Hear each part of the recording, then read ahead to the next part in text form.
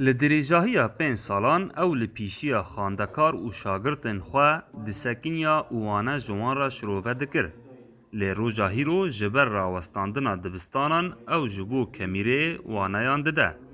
Esmet Mihemed got mamosteyê kîmyayê serbora xwe di pêşkêşkirina waneyan ji dûr ve tîne ziman û tekez dike hebûna xwendekaran li pîşiya wî hêze dide wî û waneyan.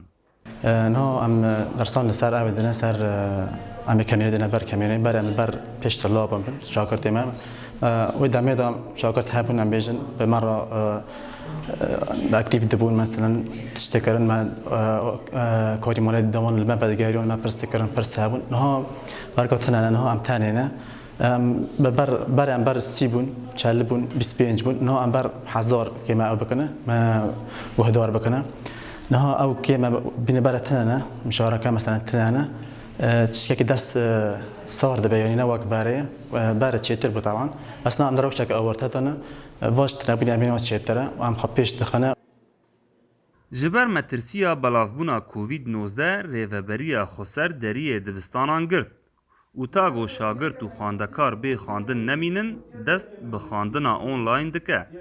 Li gor rêveberiya Desteya Perwerdê got ev serbora ji bo wan nû ye. Ji ber wê yekê jî ew rastî pir astengiyan tên. Ev proje navberê me û herêma Cizîrê de, herêma Cizîrê û herêma Firatê dabeşê hev kirin kar ku ew na hinek ref û hinek materyal dest pê bikin, bikine vîdeo û êmayî jî em bikin. Em niha li herêma Firatê me dest bi refa bakalorya kiriye, em dest bi materyalê zanistî me kir. Lê di vir de niha ev proje em nikan bêjin berhevê dewama şagirt li dibistanê ye. Dewama şagirt li dibistanê ya xwendekar tiştekî esas e bingehe ji sîstema me re ji ber xwendekar di dibistanê de tên nirxandin ji her halî de.